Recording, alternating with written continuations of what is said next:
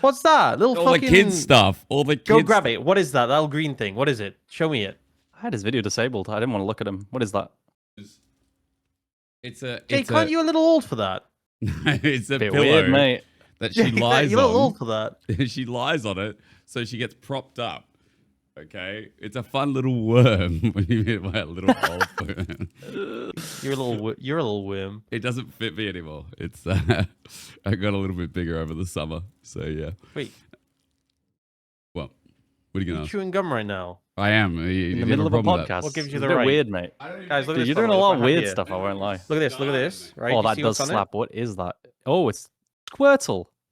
Yeah. Keycaps. Oh, keycaps. This is your fidget Holy. thing, isn't it? Yeah. One of them. One of them. Oh shit. Okay, well, did so you far this has been fantastic. I haven't even introed the fact that we're starting a new podcast, but this feels like a good place to do it. Aux, Eragon, myself, Hysterics are running you through meta merchants. Now, shout out to Aux. Aux came up with the name. We were spitballing. Eragon hated everything I put 2 forward. weeks. Yeah. Yeah, you crapped on every name I put forward, and then Aux said meta merchants, and it was there. Yeah, we So won it's a banged One it. shot immediately. Yeah. From you, not from the 100-0. group of us, because as a group we didn't really accumulatively one shot it. I mean, I so- expected to be the carry in this group, so it's understandable. I expect both of you to carry, actually. So, look, as everyday broadcasters and coaches, you blokes know the happenings of LPL, LCK, respectively. And I wanted to bring you together. I've had this idea for a while, and it's actually been my fault with a kid that we haven't actually started an episode because I've consistently been stopping, starting, saying yes, saying no. And so I apologize, but finally we can get together and talk about the meta because that's what this is all about, and actually just talk about the game purely and irrespective of esports and any of the players, unless in relation to the game. So I'll crack us off because we've already gone into keypads, bloody your silly badges, my worm. It's good time to start with my worm, I reckon. But what do you guys think of the game at the moment? How you feeling? How you feeling playing League? Like, what's the haps? Yo, can I be honest? This is first season. I've never wanted to play League in my life. Like, actually, legitimately. What? Why? Is it because Why? they reset the ladder? It's since they reset the ladder, but that's not it. It's like the fact that there's like just 4 to 5 range champs every game. I just don't want to do it, man. Like the fact that that's playable. I mean, I've ranted about this for months now. Is the fact that it's just optimal and you can run 4 to 5 range champs. So I have to deal with a range champ in top lane, and then I have to deal with 5 of them outside of lane 2. It's Can I just abysmal, and I just don't Can I want to just do it. say, Go ahead. we know who to blame for this, right? Because what's one of the most prominent top lane champions that we don't want to see there? One of the most annoying range tops. Bane? It's You Varus. could name like 7, Oh. right? Yeah. Okay. Varus. And you know who invented Varus top? Kerberos, that little rat. So How it did we all bring up boils Curb down to in him. 3 minutes. He is to blame for everything. Yeah, it's So true. if you want someone to hold accountable, absolutely has to be him for the monstrosity. And there's been so many. It's just seemed to be kind of No. timeless because I know in like pro, it's been a bigger thing recently. But like, remember when people were building Locket second item on Varus top? Oh, that Radiant that- Virtue. Yeah. that oh no, I mean honestly, I feel like if I saw that and I was working at Riot on the balance team, there'd be like a big red button, and you hit that when shit is fucked. And if I saw that being played, boom, Yeah. red button, get it out, delete the virus from the game, just delete the accounts of anyone who ever played that. It's just not okay. Yeah, it's just like when I saw that the meta was gonna be, you don't have to take teleport top anymore. You can win lane with combat sums. I didn't think it would eventually devolve into everyone plays range to win lane, so they could develop early leads. I really, really hoped it wasn't gonna be the case, and then it was. And it's the first season in like 15 years. I do not want to. But are you annoyed just because like you can't play Renekton or what? Like what's the... Yeah, exactly. I mean, I just like it's on me. I enjoy a champion, and I just can't play it. How come you're not can. abusing it though? It's Like, not what- fun, how man. can- It's just not fun. But don't you think 80 carries top are fun? I mean, as a top laner, I haven't like gotten to the rate of abusing it I myself. have dabbled in some champions top lane. Yeah, I did have a Vayne phase. It's true. Okay, So I'm like not completely guilt free, but Yeah, you can't be. Disgusting. Because Vayne also is the other... I mean, I don't know how you guys feel about Vayne top being disgusting, but like Varus, obviously more of a lane bully, Vayne scaling. But if you're melee into ranged, if you're melee into Vayne, it's still abusive. Can I just say how vile looking the current Vayne top build is? Like, I understand the grim, yeah. reasoning. I understand so okay, when we're talking about items, there's obviously like the actual item strength, right? And I understand that completely. But sometimes you just look at items and they just give you a certain feeling. That Vayne top build, I look at, I'm like, what? That shouldn't be okay. Are we talking experimental thing? Hexplate, right? Yeah, right? experimental Hexplate, yeah, and it doesn't look like a Vayne build, and obviously, it's specifically catered to Vayne top, but Vayne has a lot of built-in damage, but it does look kind of goofy. It's just like when you look at the slingshot item, the little scout slingshot, whatever it's called. Have you ever looked at that in someone's inventory and gone, "Ooh, yeah, that looks no"? I mean, it's just never. one of the worst You components. look at Dirk, yeah. you look at BF sword, oosh, right? You look at that little scout slingshot, like, what even is this? Yeah. This is embarrassing. Get a better item. That it's just I have Yeah. feelings about certain items. I mean, experimental hexplate's one of them. I will also say that like when we've had her in pro play, I think 9 times out of 10, it's been experimental hexplate. But there's also like there's like a Gwinsu's build going around with Terminus and Kraken, like first item Kraken rare. That's a normal Vayne build. That's what I'm saying, right? I've seen that in the top It's lane. like- It's been like Essence reruns. The problem I think with Hexplate is it gives 450 health. Like why? You know what I mean? And then these 80 carries with Tab Eyes and Hexplate just beat you in melee range, and it's silly. I just how you know what broken I is mean? health, by the way? Oh it's my so god! cheap, no? Yeah, It's so easy to get health, and Yeah. obviously it works against everything apart from like percentage HP. But I feel like there just isn't enough percentage HP damage. Even though we're talking about champions like Vayne, right, and Varus, I still feel like just you get a ton of health and you're just so bulky. Especially if you're not designed to build health. Yeah. Those champions, when they get the hold of health, are just vile. Like Neferi. Neferi is already hard enough to kill. And when obviously Cyclosword is cracked, so you get that as a first item. But then people go bruiser stuff afterward. How you ever kill a Neferi unless they're actually trolling? And you flip every like 3 seconds. It's yeah. W Or like a 3-second Wukong. cooldown dash.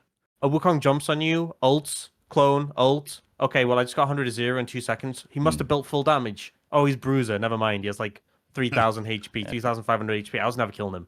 Never. And I had think him. this, I think this feeds into why you can run like 4 ranged or squishy champions, because like these champions just get health everywhere for free, like on top of building the items that they like, right? It's like you have archangels making people tanks, alongside the rower builds, on champions like Cassio and so on, and just mages are so tanky naturally, and then you've got Hexplate and things like this, I'm gonna bring it up. I'm starting to do this. What?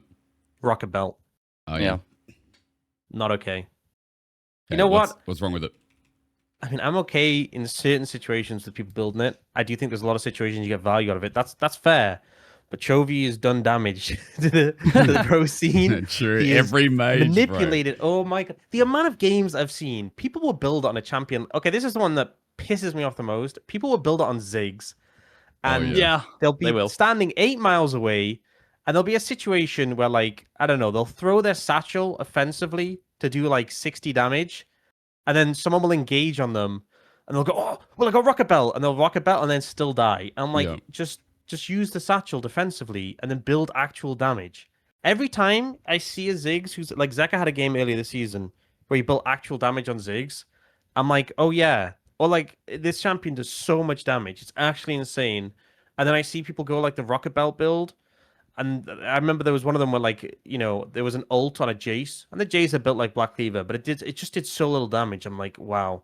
So uninspired. Where are they building it in the path? Like, is it first item, Second. Rocketbelt? A second. Second. No, not first. They go Luden's Rocketbelt. Okay. But it's like Ziggs is a champion who is designed around curving head and getting lots of plates, getting that gold.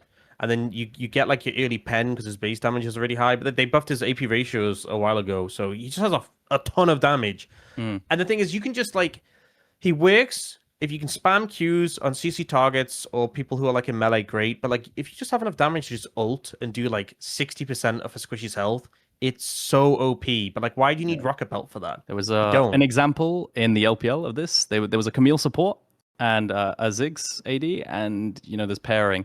You throw the Camille in, ulti, and then try to like Ziggs ult on top. And I was so hyped, but he had Protobelt second. He just like 200 damage to the whole enemy team. It's so stupid. It's just like pointless with the combo. It's so. And the thing is, right? I think there's definitely some mages who like really in certain matchups, in certain games, there's some mages really benefit from the Rocketbelt for safety because they're immobile. But I feel like Ziggs is like the worst example because he's so long ranged. it's kind of like Jhin, right? You know, we see a lot of times like when Jarvan is prioritized, you kind of want a mobile AD carry to get outside of it, but I feel like Jin's one of the exceptions. You can So navigate that. You can just play 8 miles away. You know, if Jarvan's ulting on you, then you're either mega out of position or he's mega out of position, in which case you're fine.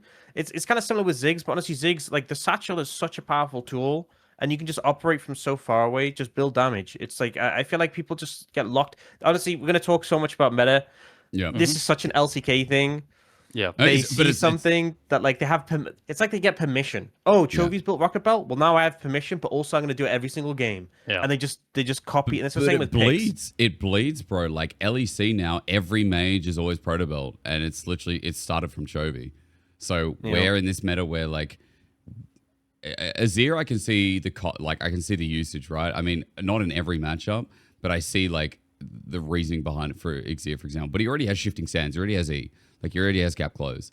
But every single Azir game, like, I mean, Akali's obviously less egregious. I'm kind of going through, like, the top line mages. Yeah, I mean, Akali picks like Akali and Silas are supposed to, like, have those are the Rocketbelt, picks right? you'd expect to have Rocketbelt on, you know?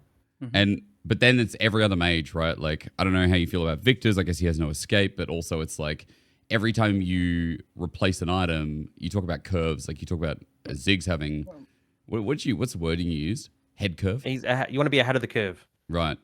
But You want to be like ideal for Ziggs is you're like completing your 2 items, like you've gotten a ton of plates. Less so nowadays because it changed how plates work, so he's less good at like exploding towers. But still, get a bunch of plates and Ziggs, get him ahead of the curve, 2 item spike, massive.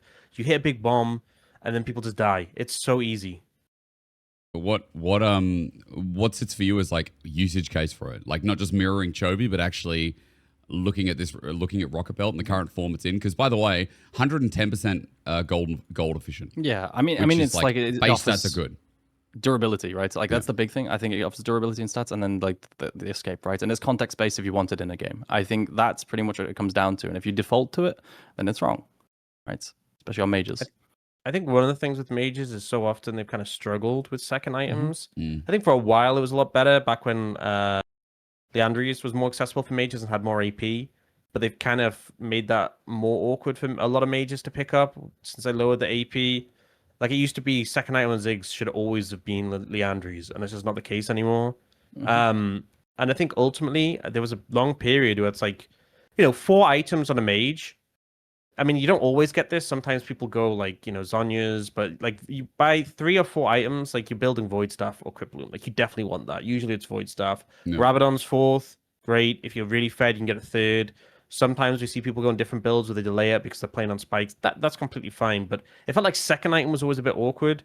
I feel like a lot of people go towards Shadowflame because Shadowflame does offer a lot of damage, but it's expensive.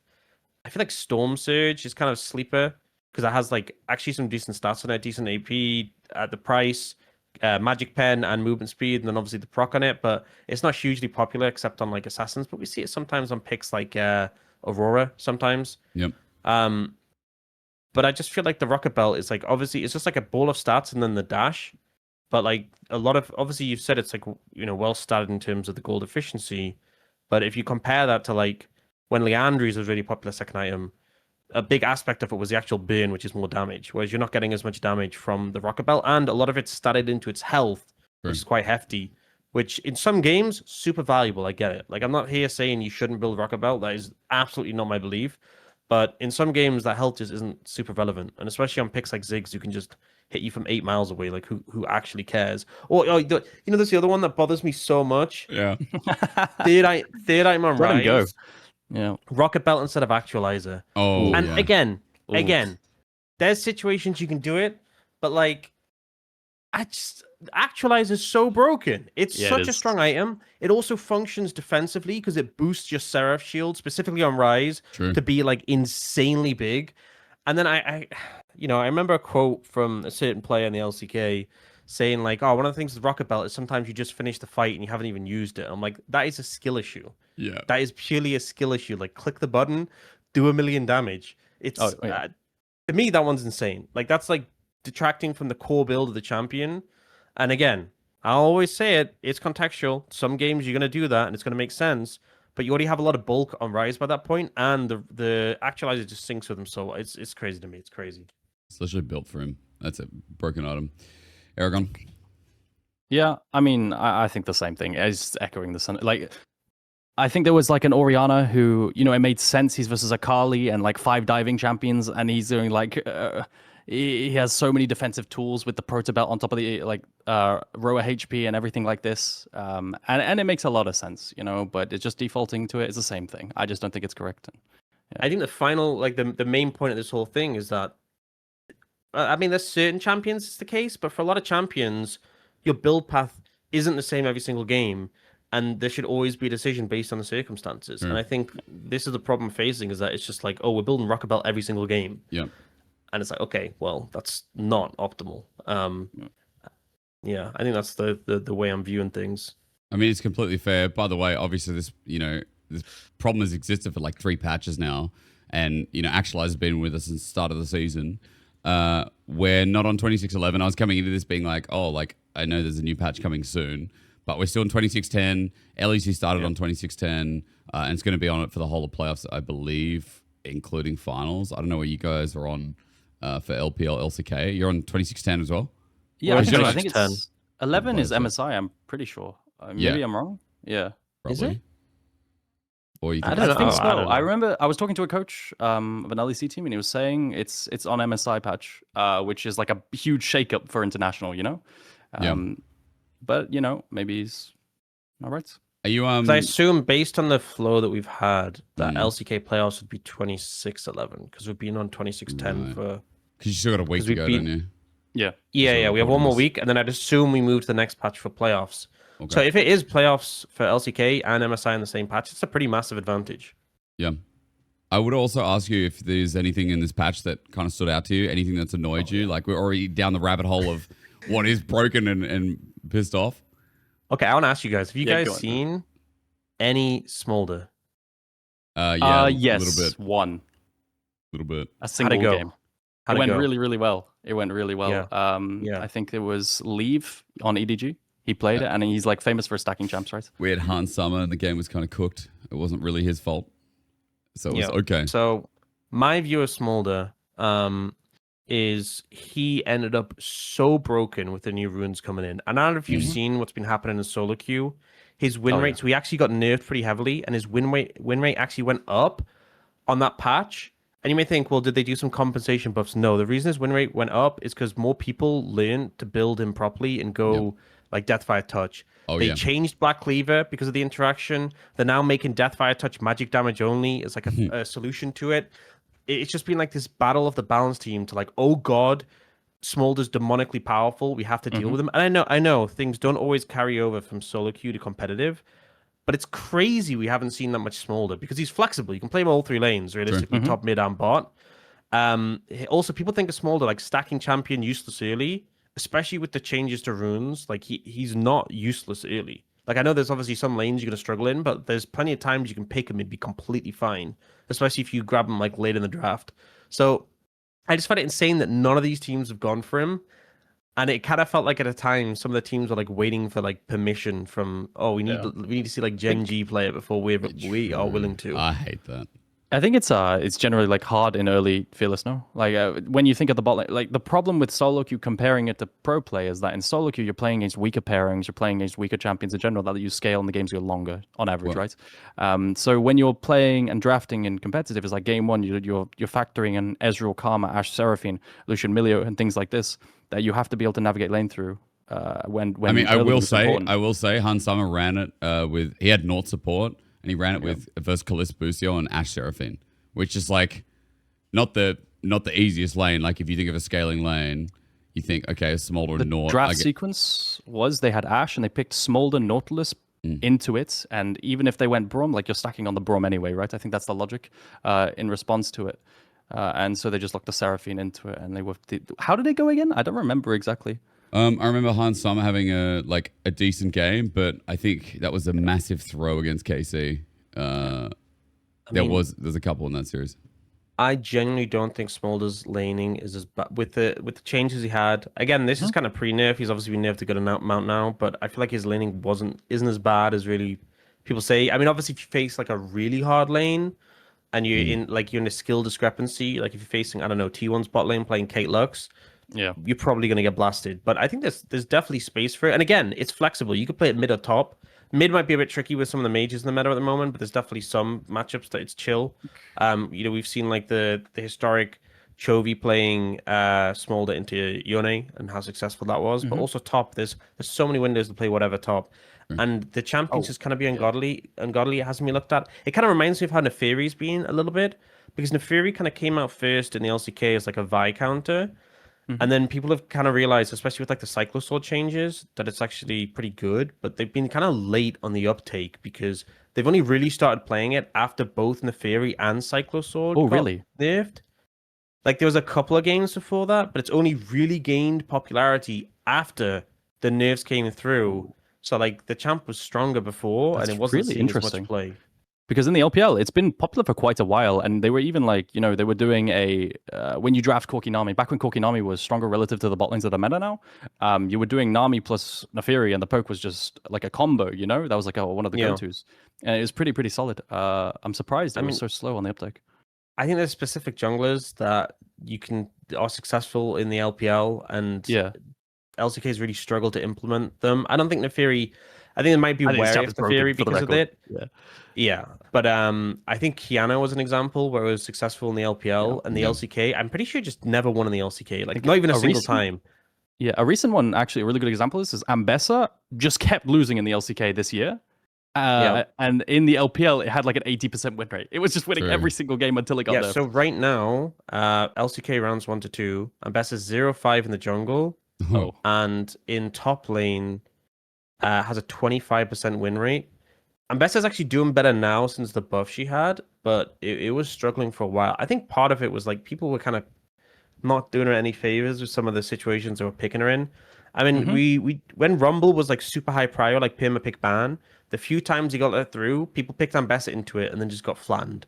Yeah. So it wasn't really helping out. Why is it doing better now? I mean, because in LEC, for example, Ambessa looks shocking now because the ult change, right? Like from 0.3 to 0.7, I think it is, or somewhere in those like extra. It was 0.55 to 0.7. So but like, okay, look, I watched the LEC. I watched post nerf Ambessa. Yeah, but I saw Trayson just raw dogging an ulti with no CC and just like missing every single one. I felt like the second I saw that nerf, CC became more mandatory to draft with Ambessa. But even Kana pulled it out, bro, and Kana looked shocking at it, and like it looked readable, The thing is, something like that you have to adjust to as a player and takes time. But the thing that really got her back in the meta is they buffed her healing on her ult, particularly a lot of big buff early, and they buffed her early damage on a Q. Yeah. And I feel like if we're being honest about these pros, especially in the LCK, like when you boil it down, it's like, okay, how's the lane? And that's like the number one sort of question, and everything else kind of comes after that, which is why Jace is like the most popular top lane pick right now in the LCK, even though we've seen so many times it fail. We've seen players pick Jace into, and they get a Sion or a Xante matchup and get solo killed, and I'm like, you're not that guy, okay? There is people in our league who are that guy, right? Zeus exists, but you are not that guy. I was talking to Pat about this. To service your team. I was talking to Pat on Vitality. I was saying, what's up with this Jace part? The second it started happening, I was like, is this champ real? I just pick a tank into it from my top laner, and he just solo kills and he essentially just exactly said what you said. If you're him, it's good. Because it gives up draft resources, because blinding top is really hard. I think if you guys have noticed in drafts on blue side, blind picking top lane game 1 is really, really hard, because you've got like Sion, and then that's it. Everything else versus R5 top lane, you are getting rolled into a blunt by a million counter picks. Dude, with all the range tops in meta, anything's viable. Yeah. Like, it's crazy. If you're him and you can pick Jace and give up breathing room in draft, like, it's nice. Otherwise, it's pretty hard. I think people see the hymns playing it, and I'm like, I can do that too. I'm him as well. It works. And then it's just like, the amount of times, the counterpoint to like picks like the Ambessa is Sion has just been so successful in the LCK. That pick is just absolutely monstrous. It just feels like as soon as you pick it, you're just a brick wall, and it's so rare to see it really fall heavily behind, and then just you get tanky, and it just makes team fights so easy. I feel like as well, people look at the LCK and they kind of view it as a region, like, even though recent international aside, it's been so dominant for so long, and people think of like, oh yeah, all these high caliber teams, high caliber players. It's a mixed bag, right? If we range from top to bottom, like, yes, we have teams like Genji, HLE, T1, but we also have the DN Supers, who I don't know if you guys know, they are currently on a 028? they're on a, no, they They have got won a one. series. So this is what's really funny. They won their first series of the regular season 2-0. And since that point, they have not won a single game. They're on a 30-game loss streak Oh, since it's then. longer than I thought as well. Yeah, it's my it's goodness. like But it's it's like so- the worst possible scenario that like it's like they won the very first and then they've just lost since. Is that- If you're gonna win one series, you'd rather have it in the middle. It's not Is the that the record, is longest it? in LCK history? Isn't there a Yeah, I'm Jin pretty Air sure- in It there sounds something? like it would be. I think it is. I'd have to fact check that, but I Yeah. think it is. It's hefty. It's Okay. long. It's been a struggle, and that's the thing is like, yes, we have our top teams, but we also have some teams who really struggle, and I think sometimes there's an element of like, I feel like there's finesse drafts, right? You can see the logic behind it. You can see the win cons. You can see like, yeah, our top lane is Zeus. We can play Jace. We can do this super crazy stuff, and then there's just the keep it simple compositions where it's like, just pick me Sion. It's just I pick think me so. Sion, and you know what? We're gonna play Annie Wukong mid. Actually, you know what? That's one of my top combos, Annie Wukong, and this is because it's kind of come back in the meta with the Wukong changes. But last year, this combo was like 100% win rate in Rise Group. It was just so dominant because it's just got easy. it's easy. It's got the go buttons. It dominated Rise Group. It was doing pretty good in the Legend Group as well. But whenever I see a team who are like low on the table and they're like hovering the Annie Wukong, I'm like, just do it. It's so easy, so straightforward. How can you fail? You know, I mean, they'll find a way. Some of the teams, but Yeah. Yeah. You know other what's ones are really like- funny here? Really funny is I hate Wukong. You really like Wukong? Because in the LPL, bro, I think in Split 2, this champion does not win. It is 28% win rate. In the last two patches, it is 1-7. But is And it I pairings? Like what's ruining it for you? What's ruining it for the league? I should think say. in the LPL, the style is very, very heavily. There's like 15,000 different iterations of jungle invades and Yeah. early prio to facilitate this. And every game Wukong is locked in, the champion's on. Like, it's one of the slowest ramping junglers in the game, right? You have level 6 to play on, and then you have Triforce to play on. And before that, you are getting invaded on like a million iterations of a Raptor invade. This happens every single game. Like, I call it League of Raptors because there's so many different sequences of Raptor invades that AL has created. And this champion will just get railed in all of the early game, unless you're drafting it with like 3 prio lanes that can cover for all the early game. But then, you know, it's a different story. It's just this champion, it really struggles to even get to the points where it's strong at. we let have alone, not like- really had that. Our Really? Wukongs have been chilling. Our Wukongs have been Really? absolutely being chilling. I feel like a lot of the focus for the junglers in the LCK at the moment is less so about. I mean, there are some who definitely challenge each other in jungles, especially if they have like heavy prio lanes. But it's like, hey, can we gank bot lane? Oh, we can? Okay, let's gank bot lane. In fact, it's actually really funny. So HLE obviously are our first place team at the moment. The last 2 Ashe Seraphine games they have played, I'm actually going to get the scores up, the exact scores, because I want you guys to really see these. And I don't want you to think I'm exaggerating in any way. The last 2 scores that Gumayushi specifically had on Ashe. So, in fact, we can go the last 3. Okay. The third from last, which was when he played in the Esports World Cup qualifier, he went 2-6-11. It's still a win. Not the best score, not the worst. Next game was against BNK Fearx. He went 1-7-7. Right. That's a little bit tougher. It's a little bit of a tougher sell. Most recent Ashe game against Nongshim, 0-8-14. Oh, It's right. just they kind of just set up a tent in the bot lane, and we've seen a lot of like 3 camps into bot have been really popular. Not specifically like to bot lane, but it feels like there's so much focus around, especially since a lot of these bot lanes we see are like, we want to win lane, you want to play Lucian Milio, Ashe Seraphine, Caitlyn Lux, and it's like, how can we disrupt that? Especially when the bot lanes are competitive. Oh, and bot lane dives. Bot lane dives have been a really big thing. I remember like back in, was it 2024 MSI, where BLG beat came second after JDG? It was, I'm pretty sure. And they just like dove T1's bot lane like every single game at the same time at like level 3. this has been happening in the LCK. If you lose control of your lane, you will get dove bot at level 3, like every time. And they've gotten really clean at doing it to the point where like sometimes they'll be pretty healthy. They'll have flashes. They still pull it off. Obviously, if they get chunked out, then it's just so free. But which kind of like works counteract to my point before about Smolder. But I low key as think well. Because Wukong's so weak early, and no, generally Wukong will do this stuff. He will just like play around with his clone, and it's a good way to get out of tower range. Because a lot of the damage is already there, right? It's mostly just like, are you able to do this and get out without diving? There's definitely better champs than Wukong at this. Like Pantheon is like so god tier at just doing these dives. Neferi as well. You just take tower aggro and then just press W. It's really straightforward. But that's been pretty popular that we've seen recently. That's kind of a more of a recent thing that's like risen up. But I think the bot lane focus has been massive. Breaking lane's so important bot lane, I think. Like there's so many like important, I think one of the biggest, because it's like a coach, right? I have to, level 1s are so important in this game. And getting the vision to make sure that your lane is not breakable by a jungle in an early gank is super, super important. You know, you got your setups with like wards on Phaelites and so on.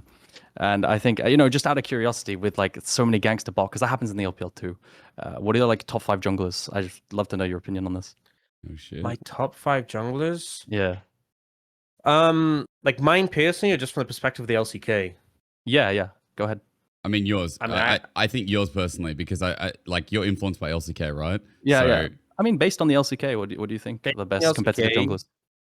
I think probably first is Jarvan. Okay. Then Xin Zhao. Then right now probably Lee Sin. Yeah, I agree. What's the pivot in Lee Sin when we're like missing things like Vi, Pantheon, Nocturne?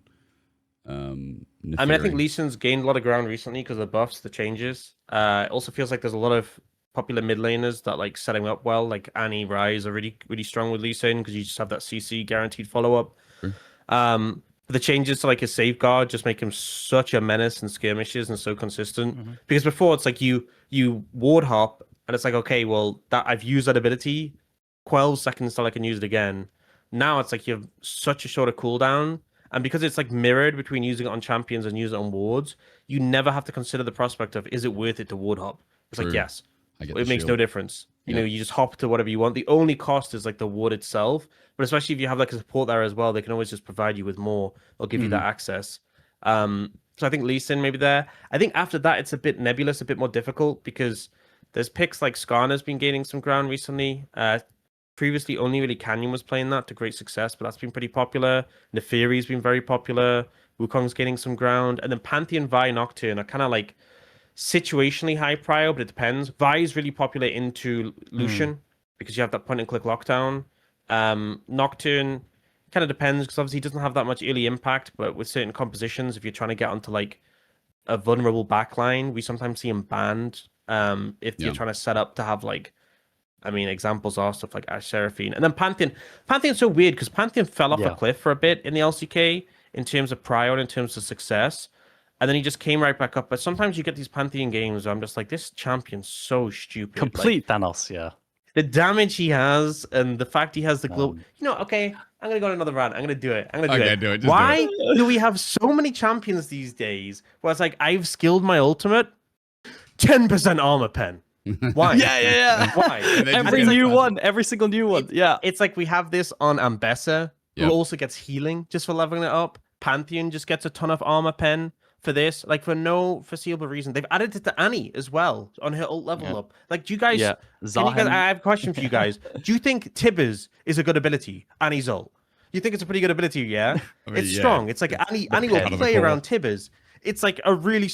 Oh, so we're just going to give extra power. Oh, you've got Tibbers, a big power spike at level 6. I mean, think every Annie lane we see is like you hit level 6, the lane might have been a bit rough if you're into like Victor or something, and then you just drop Tibbers on the head and you win. You just win the lane off that. You just push them out of lane constantly. And then we're like, you know what?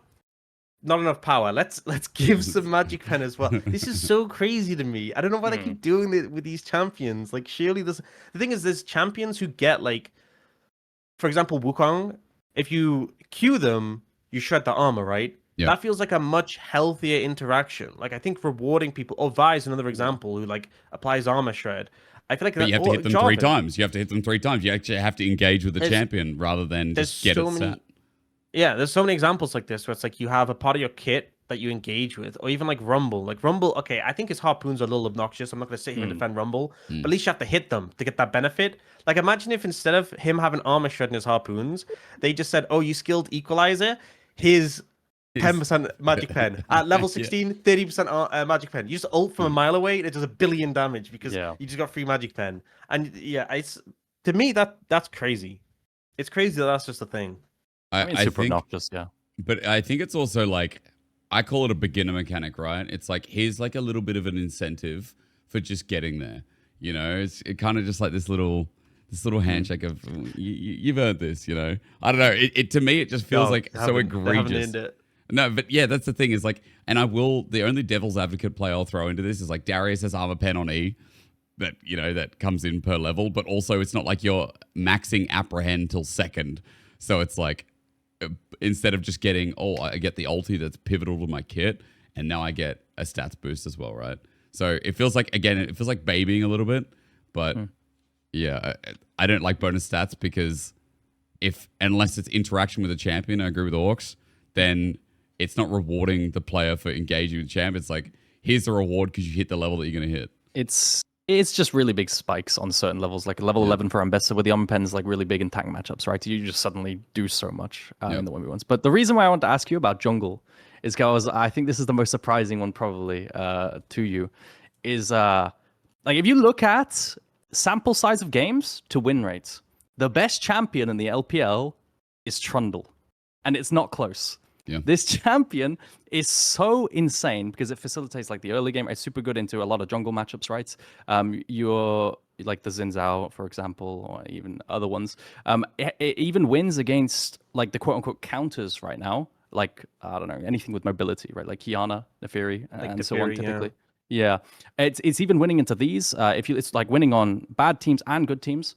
And I think a big part of it is that everything's immobile. All the carries are immobile. So your pillar value is just ridiculous. This champion is like, it's like last patch, it was 8 wins, 0 losses. It's 75% win rate this entire split. And it's like a lot of games, right? This champion is just so insane. I think I was looking at the LCK stats. It's got 2 games or something last patch. Or maybe I'm wrong on that. Maybe it was this patch. Trundle's had I don't know about specifically on this patch, but I mean, the space of Trundle right now, I kind of feel like it's similar to Neferi in the sense that like, we started having Neferi in as like a Vi kind of pick. We started having Trundle in as like a Xin Zhao kind of pick. That was like a specific niche. That was the thing. We're starting to get a little bit more of like independent Trundle games. We had one the other day where it was into like Sion top and I think it was Cassiopeia mid. I can't remember what the 80 carry pick was, but it was like a super high value game in terms of like the... It was actually into Neferi as well because the Neferi was picked after as a counter, but there was a sick moment where like it was like a pillar interrupt on the Neferi dash. Yeah. I think Trundle's super strong, but I just feel like in terms of the LCK perspective, it's kind of been prioed specifically as like an answer to Xin Zhao. But I think your point is right that like you think of it, you know, Skarner's been rising in priority in the LCK and Trundle's. I mean, as well, like when Skarner goes aggressive and you just pillar behind him so you can't drag anyone away. There's a lot of ways that matchup's favorable, so I think it makes a lot of sense. Also, I mean, as well, right? Yeah, go ahead. Also, one of the things with Trundle that I think I love seeing, I feel like Trundle's this champion that people just kind of like peg as like a low skill champion, and I do think he has a pretty low floor. But I think Trundle's skill ceiling is like so massive because of the pillar play, because like pillar placement, on the multiple axes, trying to land that in a specific spot because it's like you have like 3 different levels. It's like it's like the amateur. It's like the pro, and then it's like the expert Trundle pillar. It's like you can put a Trundle pillar behind them, and they're slowed, and they got to walk around it, right? But then like you can put it so it bumps them. You know, you get a little bit of bump, and then I don't know if you've seen like I'm sure you have how much airtime Trundle pillar can get. Yeah, you get like the absolute sweet spot. Yeah, and I'm like, you know, you can interrupt dashes with it, and you can just like to me the perfect Trundle pillar is it knocks them toward you. And they get like the max airtime, and they end up between you and the pillar. But it's so hard to do, especially if they have a lot of movement speed, because if you are a little late or miscalculate, they just end up on the other side. But I love seeing like, I think a part of it is back when I was playing as a pro, like Trundle. There was that Trundle. I don't know if you guys remember. There was this account Trundle in NA. support. Yeah, who was just I Oh, think he was just yeah. called Trundle support, and he was spamming Trundle support and with a crazy win rate, and it literally infected the meta because of that. Everyone started playing Trundle support for like a Oh, brief I time. remember the But Halo Yeah. Blade shit. No, that was Halo It Blade. was Like Font of lane Life, dominance. right? Was it? yeah, it I'm pretty Font sure of Front of Life? Life. Oh, that's Yeah, when and we you went could proc comp it it. super easily. Yeah, But I okay. remember like it was just all about the pillar, and like people would just pill it. Like, that's something I love about support is that sometimes a pick will just be like, will come in as a port, and just everyone dives onto it and starts playing. It happened with the Nivea. Happened back then with Trundle support. I can't remember the other pick that happened with that I was going to bring up as an example. But I feel like people just see these picks come into the support role and they're like, oh, I've got to try it. Lux once upon a time, and I know people think now Lux support's always a thing, but it was like this shield max Lux support where her shield was bugged.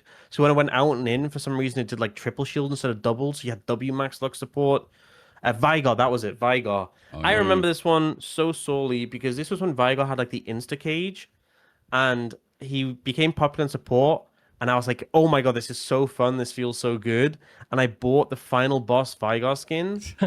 And then literally like 3 days removed it. later, they removed the insta cage. And I was like, that was personal. That was addressed Yeah. at me. That was, Yeah. I felt that one. So yeah. And you know, like the thing is with Trundle as well, it's like, you know how I said everything's a mobile, right? Like I could tell you guys, like I'm in the middle of scrims right now. I've come out like to do this, this all the time. But like with scrimming, we just played against Ash Seraphine, and we Yep. locked Trundle and Nivea. And do you know how hard it is to move? Like True. there's Bro, Trundle and Nivea. Like it's also with Cassio W. Just basically like the amount of area control versus these mobile champions you have when you throw out a Cassio W on one side of the fight or a Trundle pillar next to it or a Nivea wall. You just cannot play with these pairings. And there's a lot of it right now as well. There's a lot of like control. Like Galio's also in the meta. Yeah. Like we have a lot of AoE, I guess, terrain manipulation, let's call it. And things like Anivia right now, like when the wall's maxed, I mean, it's disgusting the area that covers. I feel like that's like one of the first nerfs I think about Anivia is going to happen. It's like the wall needs to be smaller. I think a lot of these picks that are like really controlling of space, because obviously you mentioned some great ones, but also like Bard is really suffocating if you're on a mobile pick and the ult gets thrown out, and if it's aimed well, you're either flashing or you're just cooked. Ziggs is another example. I feel like Ashe into Ziggs, regardless of how the lane goes, is just so unplayable once you get to team fights because you have to step up an auto attack. And you're just going to have a minefield thrown in front of you, and it's like, what are you supposed to do? Or he just ults on top of your head, and suddenly you're like 30% HP. You have to recall.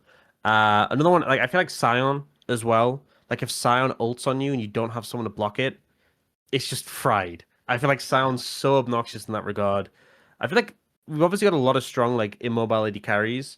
Obviously some have more issue than others. Like I talked about Jhin being able to operate long range. Caitlyn has a net. MF has a lot of like movement speed out of combat, but I feel like we've had these like strong sort of lane dominant picks, but there are some picks that just make it a nightmare to play them, make it so difficult, and that kind of applies to mid lane too. Like we've had some TF games where like Cassiopeia's just made his life hell. Yeah, I feel like Cassiopeia's so strong right now. Oh, bro, wait, with where do the you want to? Deathfire touch. Deathfire touch. Okay, let's just be real. Yeah. This, I could rant about this. Is it the as well. 4 seconds? Is that the problem? It's like, where do you want to start with it? Everything, because the problem with Deathfire Touch, right, is that I remember years ago when they did like the item rework, the full rework, and Demonic Embrace was a dot item and Leandri's was a dot item, and it was like in the preseason, and me and a bunch of friends were playing, we were doing in-houses together, testing it out, and the most broken champion in the game was Brand, because obviously like Leandri's and Demonic Embrace were really strong, and so they nerfed those before the season even started, and that kind of like hamstrung Brand. But it's like when it comes to like stuff that has dots, there will always be the champions who just abuse it so well. And Cassiopeia is a prime example in terms of Deathfire Touch because not only does she have the dot, but she also has a single target spell which procs it for 4 seconds. Yeah. But you ever seen those trades where you land a Noxious Blast, Twin Fang, Twin Fang, Twin Fang, Twin Fang? They finally think, oh, I'm at my tower, and then you get the last Noxious Blast in. Just as I leave in the range, and the health bar is just they just want to FF. They just want to Alt F4. It's like I think the problem is that like you obviously try to balance it around the fact that like single target spells do it for 4 seconds, dots do it for 1 second. So like dots aren't just gonna like completely cook them. But then they added this mechanic with it where like, oh, if it's been applied for 3 seconds, it gets increased damage. Yeah. Oh, okay. I mean, they obviously did that because they didn't want it to be like obnoxious on poke champs, right? Because I mean, even on, when it first hit before it got nerfed, it was like the best rune on Ziggs by far. But now Comet is better, and Comet they made it so it gets more damage at longer range. Yeah. Wow, wonder who that benefits. But I just feel like the boosted damage thing is just insane on like a champion who could just continuously apply it. Like you could already not win long trades against Cassiopeia, but it's just insane now. And obviously the early damage is a bit lower, but it scales well too. Yeah, this champ, I'm leaking a bit more, but it's okay. It's the end of scrims, end of the year for them. We were scrimming shifters, and we played against Nukes Cassio. Okay, shit. He just presses Q twice on my mid laner. My mid laner has to recall, because the damage over time. And if you land a Q and then an E, again, the same thing. I mean, this champion is just so silly right now, I think. Like we picked Annie, forgetting he's like one of the best Cassios, right? And this matchup isn't good because Cassio just stacks HP and Annie can't burst. But like the fact that this Deathfire touch rune just makes a lane so oppressive. Like you think of all the answers that you can pick into Cassio, right? You've got your, like, what's the best that it comes down to? Probably stuff like Anivia and Hui and Syndra. But the way I view it is, like these answers sound great until you get hit in the face by a Q, in the early game, and then the laning is just unplayable, and it's just you're gonna get hit by one at some point. And I think there's a problem when like champions like Ryze, for example, like in LEC, we've had a little bit of Storm Raider surge, but like Ryzers are opting into DFT as an option because it's like, well, it's just the far superior rune when. I mean, it's always matchup dependent, but like when it is just a blank canvas, this comes back to the Protobelt discussion where people are just like blindly taking it. However, in this case, it's fair because it's just so strong rather than just, I see everyone else do it, I feel like what's funny is you'll get like to, I don't know, 15, 20 minutes and you'll see Ryze with Deathfire Touch and he's done like 600 damage with it. And then you'll see Cassio and it's like almost 2,000 or something ridiculous. I think the worst part about Cassio as well is that she like, okay, sure, she has a great lane phase, but then she gets outranged. But except she doesn't because she buys Swifties and she has 1 million move speed now, What the hell? Cassiopeia buys boots now? What the heck? Oh, yeah. Did you see Knight? He also bought Shirelia's like fourth item or something. Really? He was just zooming. He was absolutely zooming. No, but like the fact that you can play against range now as well as the game goes on just means I don't see how this champ has a weakness.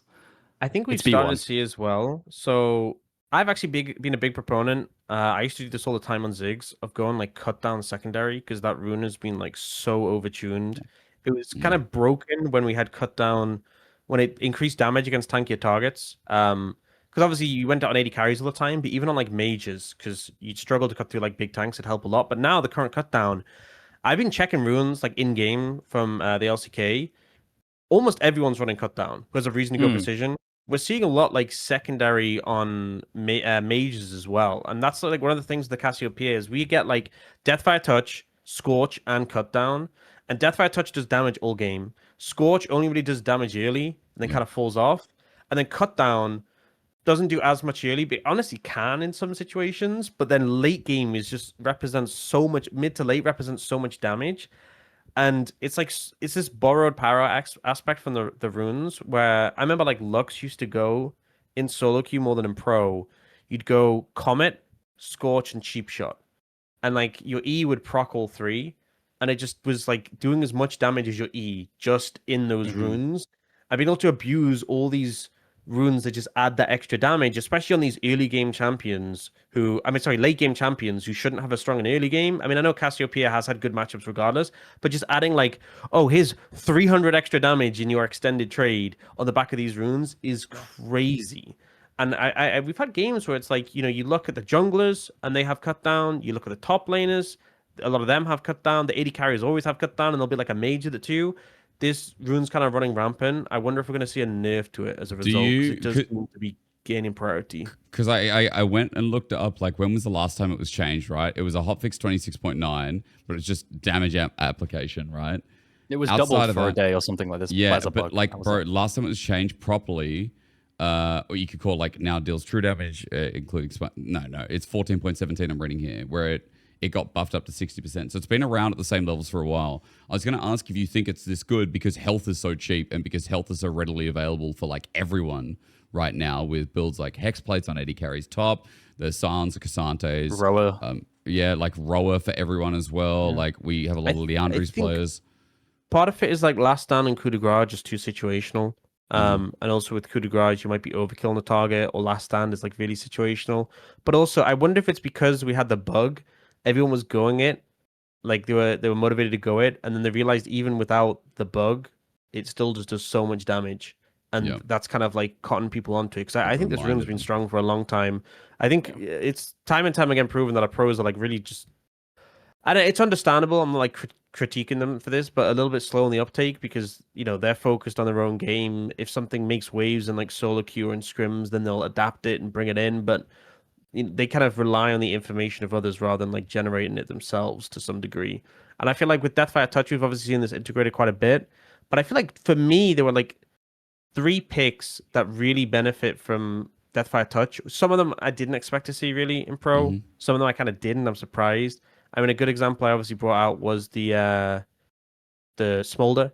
I'm surprised we didn't see him. But I think like AD champions with DEATHFIRE Touch. I don't know if you've seen I mean, Senna is a great example. Yeah. With Black Cleaver, that instant application's also broken, The thing is, DEATHFIRE Touch has such a way higher bonus AD ratio than AP. And obviously you get a lot more AP than bonus AD, but I don't know if you looked at it, but like DEATHFIRE Touch, I think it's like 7.5 bonus AD. At least it was. Maybe they've nerfed it.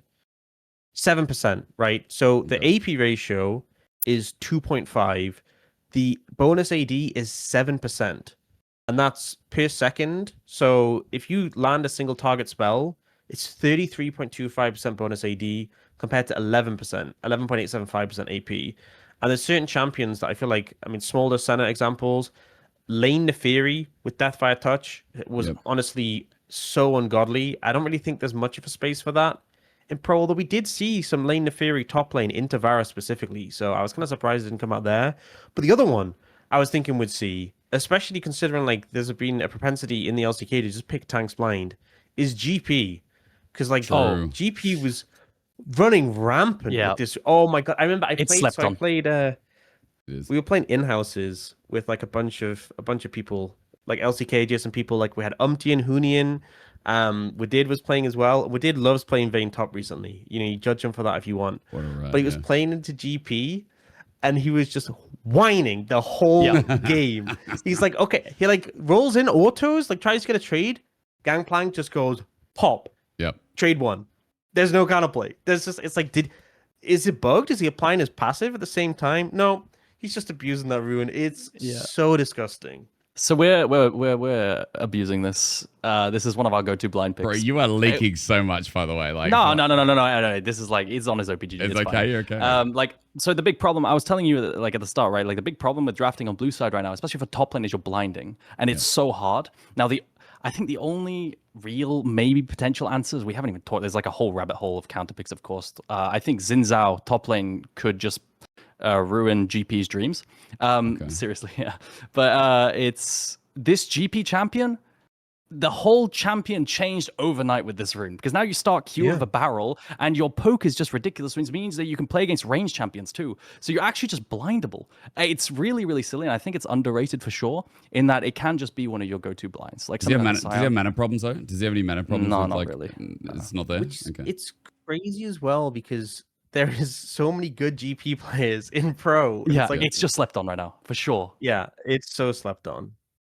I mean, I feel like as well, like the matchups we're seeing in top lane outside of range top, kind of open up for like easy GP angles as well, right? Like it's not like the meta is super crazy where GP doesn't slot in, or do you think that's the reason why? I really think you could play almost any matchup at the moment if you're good enough on GP. I know that's what people usually say, but extra right now because of the DFT. The DFT interaction with this Q is just so silly. And yeah, I mean, we could go on for ages about the potential counters and how I think Xin Zhao is super good. I do want to move it on to like where you guys are sitting at for maybe overachievers, underachievers, like overrated, underrated. Sure. I was going to ask you about picks that you're kind of hyped about, but I feel like the patch discussion gave me what I needed to know, where Orcs somehow managed in the first 10 minutes to slip in Ziggs. You went to top lane. What are you going to say? I think the most underrated champion right now is, to me, it's Senna.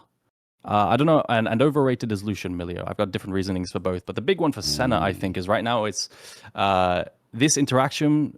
So first of all, for context, Senna's being played by like one player in the LPL, and his name is Leave. He's just widely regarded as the best Senna player in China because he has the stacking world record, right? He stacks so well. But now I also think that with Static Shiv, it's just the best stacking season of all time because of how it applies Senna passive onto people through minions.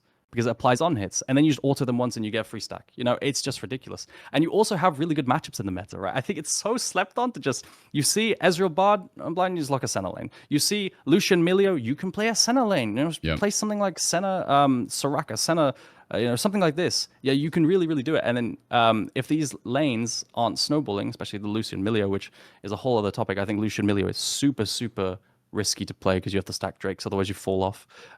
Senna, I think you were talking about the Black Cleaver move speed. Black Cleaver on DFT, right? I think the most slept on thing about that is that you can play against more range lanes because the DFT keeps proccing Black Cleaver move speed. And so you're just zooming everywhere constantly. So between all these things, having good angles, having that interaction, having good matchups and everything like this, of course, once DFT and the Black Cleaver interaction gets removed next patch, you'll have to be careful with the matchup you pick into. I think you don't want to go into Karma Ez, Caitlyn lanes, because you won't have the move speed as well, and less souls. That's a crazy thing. Is like it's just kind of been skipped by. Like we're gonna see it nerfed. It's gone to the ground. And you know what? It would just be so typical if they started playing it after it's been nerfed, and they're like, "Whoa, this is really strong." And I'm like, imagine how strong it was before. Yeah. Imagine how broken it was if you just got into it a little bit earlier. The funny thing is, they're not in the LPL. They're not even playing it with DEATHFIRE Touch. They're still playing Fleet. Oh my god! Oh my god! So they're playing it without the really broken interaction, but they're still doing super well because of the matchups that they have. I swear to God, if we haven't yet, but I'm saying if we got a GP top lane and then he went Grasp, I think I'd throw the headset off and walk away. I just don't. Yeah. Okay, so did you explain Lucian? What's with the Lucian Milio hate? I just think this champion is a really lane-winning... So I think, and this is a whole other conversation about rune setups where I think bot laners can now adapt and go resolve secondary, and then with this, Lucian Milio can win any lane. But the problem with Lucian Milio, in my opinion, is it falls off a cliff, and it's so hard to end a game without stacking Drakes reliably, and I don't think it's that easy just to always say, I'm going to stack Drakes with Lucian Milio prio. Yeah. Every single game. And then you see situations where you're Lucian Milio hitting a tank, or Lucian Milio just outranged versus other bot lanes, and you're just not doing as much if you're not stacking Drakes. So I think the stats support it not being too great either. I'm just looking at the stats. It's 6 wins, 13 losses in the last You're two still patches. getting Corki Nami a lot in LPL, right? Like, no? So that's just big. Because in LEC, our reaction to Corki Nami was Lucian Milio. And then exactly. MKOI came forward with Kalista Renata lanes again, but that was more their adaptation. But it's like, for us, it's a different story, right? Because I think it looked a lot better in the end of the split. You know what's funny about the Corki Nami is that I feel like we saw that lane so much, and then we just see it lose lane to Inara Lulu. That happens so much in the LCK where the Inara Lulu would end up getting wave control, stack up the passive, and then just aggress on the Corki Nami. And they just can't win the extended trade. And obviously, it's really hard to hit a sped up Inara with a bubble. And I feel like we just saw Corki Nami die out of the meta. But I'm like, if you're picking this combo and you're just losing to Inara Lulu, then what is the point? I know obviously it does scale well with the poke later, but I just feel like you're not getting the value you really want on the back of this. I feel like the thing with Lucian, my view on Lucian Milio is it's hard to play. I kind of felt this way about Lucian Nami as well. And I think one thing that feels more obnoxious with Lucian Milio is it feels a bit more consistent in lane than Lucian Nami. I know Lucian Nami has gone through many different iterations, but I would see so many Lucian Nami situations where they're dash in for a trade, they would do a big chunk of HP damage, and then they were like, okay, what now? Can we kill them? And they get stuck into the trade, and Nami has nothing left, Lucian has nothing left. I feel like the Milio has been bolstering him for those extended trades a bit more. The extra range is helpful too, the double shields that you can drop down. And we've seen Lucian Milio honestly perform better than I'd expect into a lot of lanes. We've seen it kind of challenge Ash Seraphine in the early game. But I think the problem is, as you said, it's difficult to continue that momentum. I think a big factor is something that Lucian Nami did really well was playing around mid prio.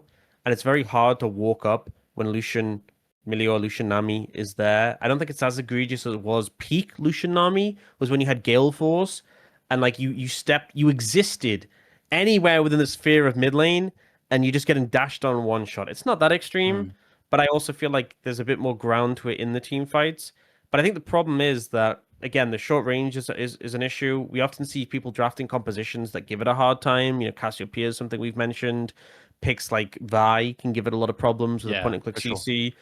I do feel like if you continue to curve ahead, you control mid lane and keep them away from it, and then you hit like 4 items. 4 items, you feel so strong, even with the short range. His damage output is kind of crazy. If you're ahead of the curve, which you should be. But the thing is, I'm saying all this, and it's all these ifs, and this is why Lucian Milio definitely slots into the finesse comp sort of category for me. Yeah. Where like you can see the potential, and when the best players play this and really execute well on it, it's like that clip of Elk playing Lucian, which is like so impressive. It's like these picks definitely can do this, but it's a big. Who's the best Lucian in the LCK? You have to be him. Who is the best Lucian in the LCK right now? In the LPL, it's Assam, I think. It's Assam. Ooh. Yeah, it's very surprising. It's like his main champion right now. It's his own, like, he's carrying games with it. He's so good at it. Well, okay. It's kind of tricky at the moment, honestly. I think there was definitely a time where I would have said, like, Diablo, but Diablo's been struggling. I don't know if you've heard about the whole Diablo situation. Yeah. Oh, we've heard. Yeah, well, it's been a tough time. I think Pays has had pretty good Lucian, but can sometimes be over-aggressive.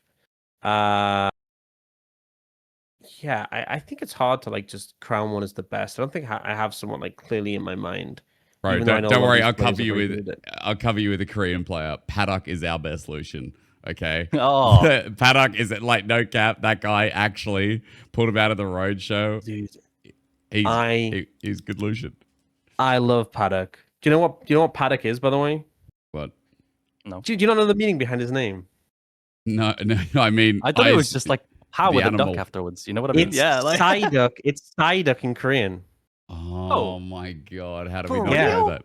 How have you not made segments about this, Hysterics? I don't know, bro, because I have. Well, now you know. There's your little cheat code. I remember when he got called up onto KT last year.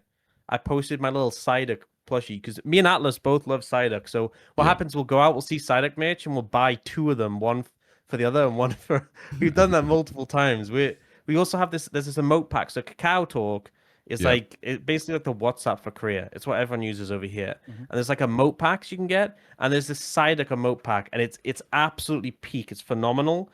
And so we both have that, and we just spam it all the time. This is gonna look so bad. I'm not gonna lie, but I'm gonna show it on stream just because it's so good. I'm gonna show it on my camera. Okay.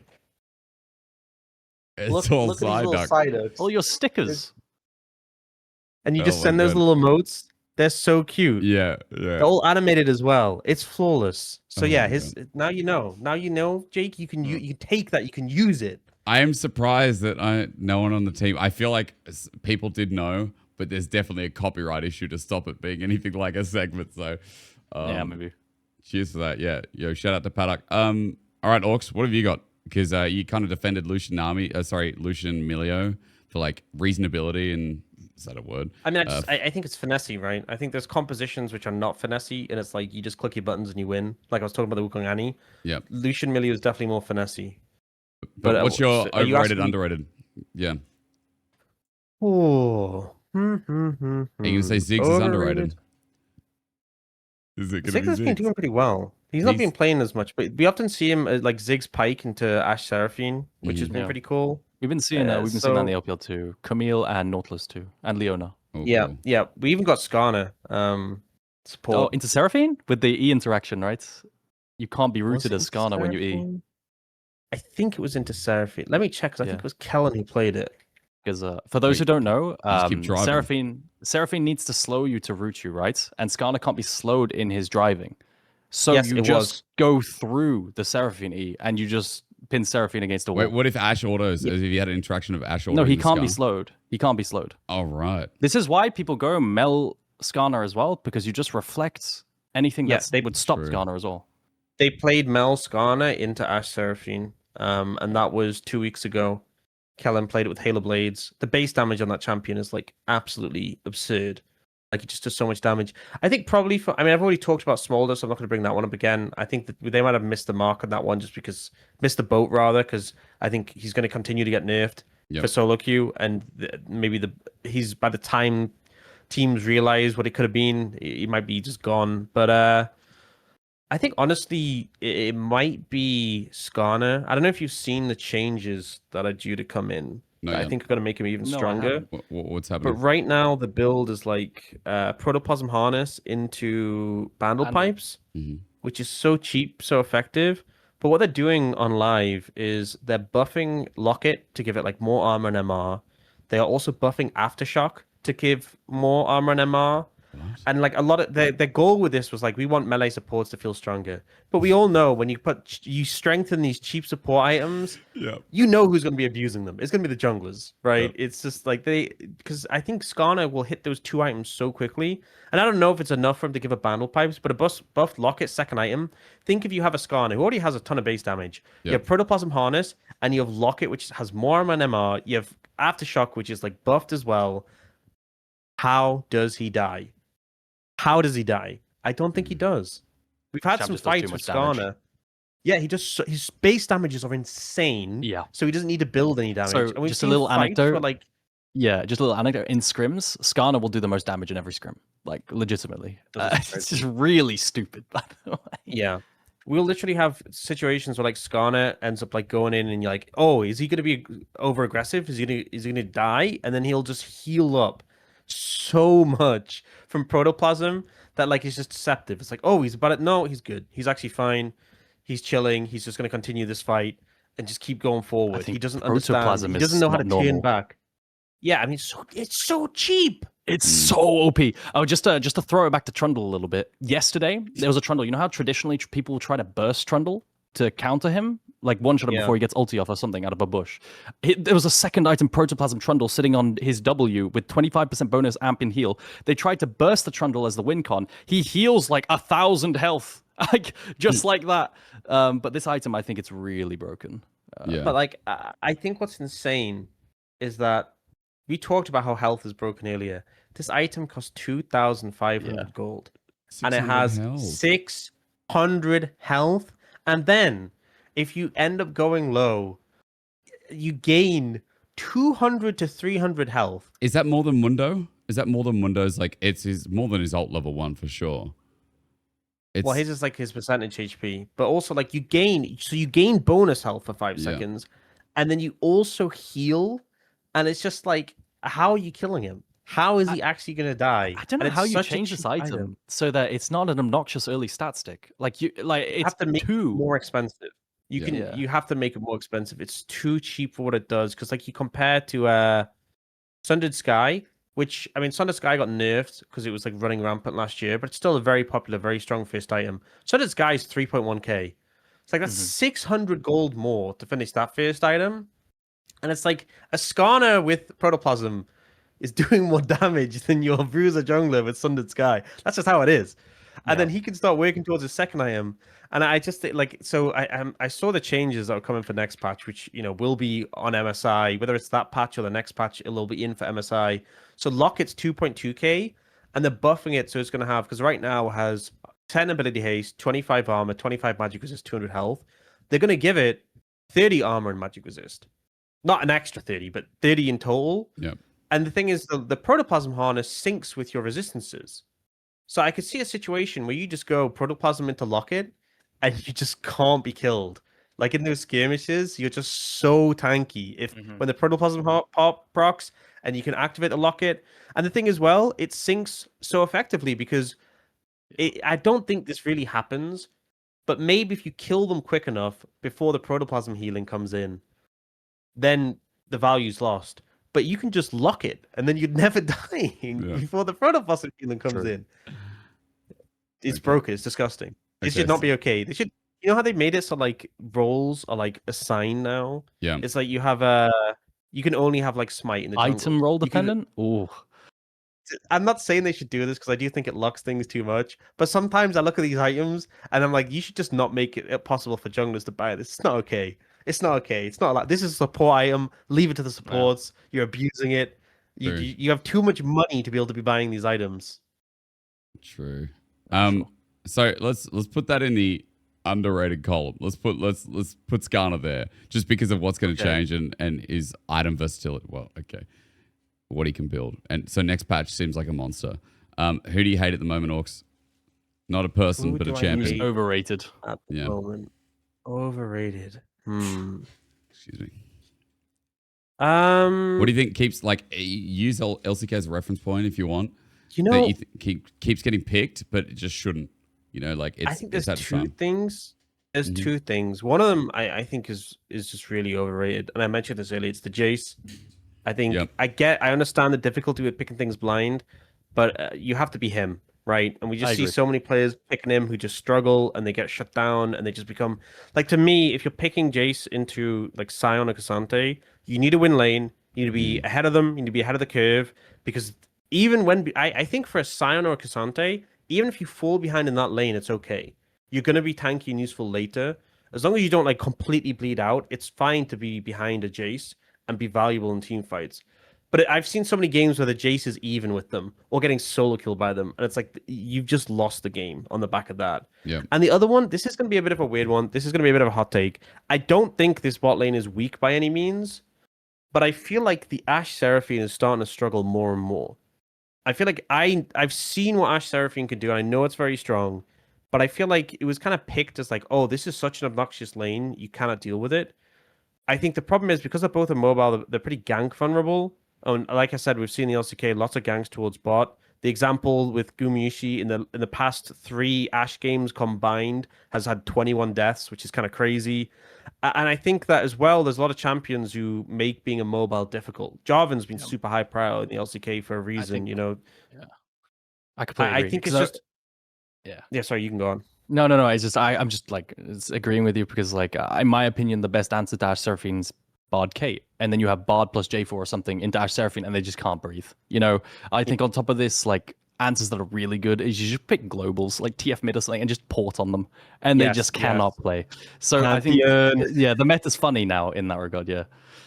Yeah, because I don't think it's weak, and we've seen a lot of great Ashe Seraphine games, and I do think it has a place. But the problem with it is it's in that kind of sphere of like it's viewed so highly that it's picked very early before you really have the full information, and then the enemy teams have gotten better at like finding counters, finding answers to it, and so as a result, I think it's struggled more than it should have. And there's also a lot of times I've seen it not do as well in 2v2 as I'd expected.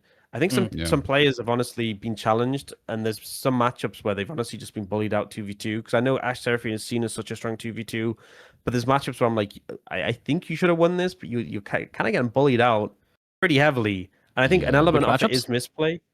So I've seen like Lucian Milio like run over Ashe Seraphine, and I don't think that should be the case all the time.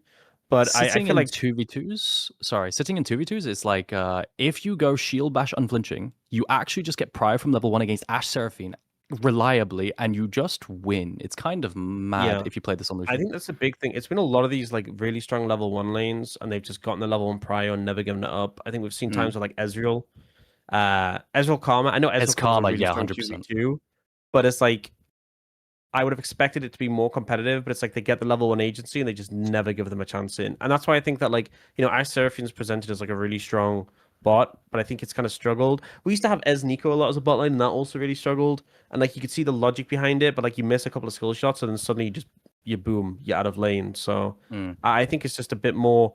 One is teams are getting a lot of practice against it, know how to outplay it, but also I think just it's maybe not the trump card it was before, and just able to dominate. Like when it came into the meta, it kind of felt like, oh, what are you doing against Ashe Seraphine? Do you have an answer? Is it just too strong? And now I just don't think that's the case. I think there's a lot of picks you can take into it.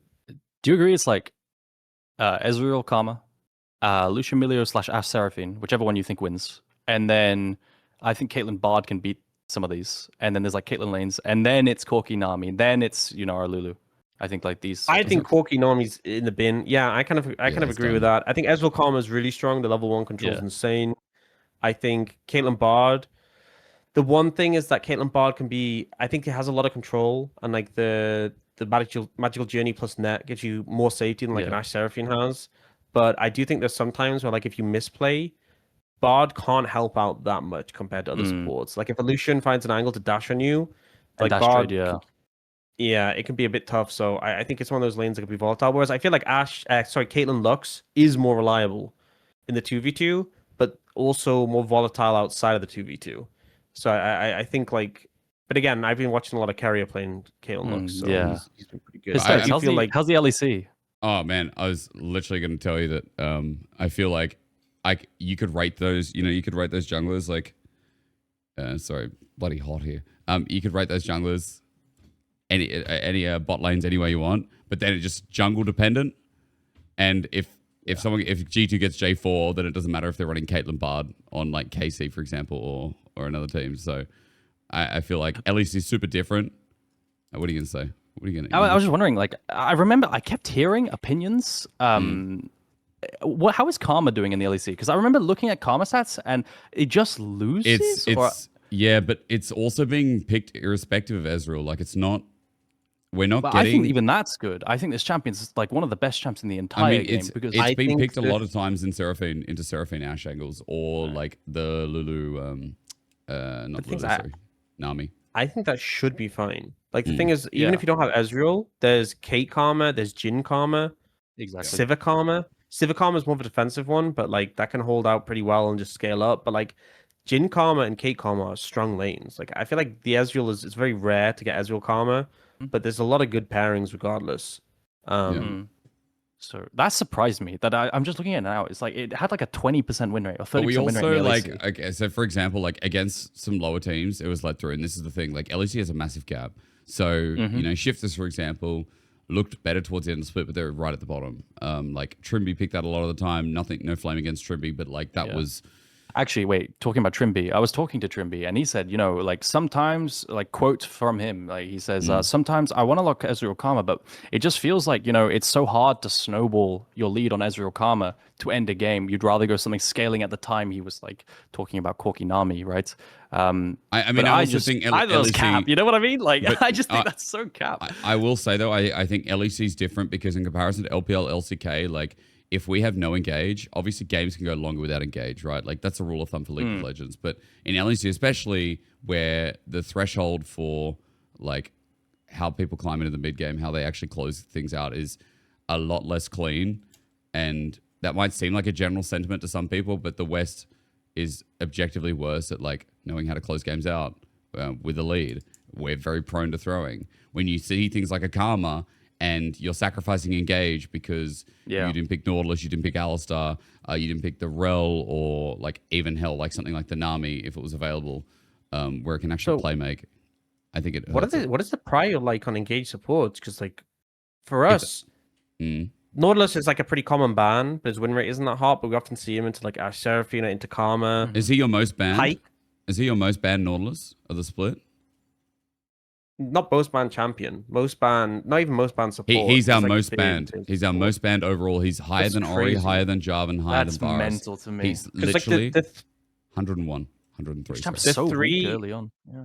The three like melee engagers, because there's still like Bard and Nico who can find angles to start a fight. I mean, even Seraphine can, to be fair. But in terms of melee engagers, there's Nautilus, who has a pretty low win rate at the moment, but is often banned.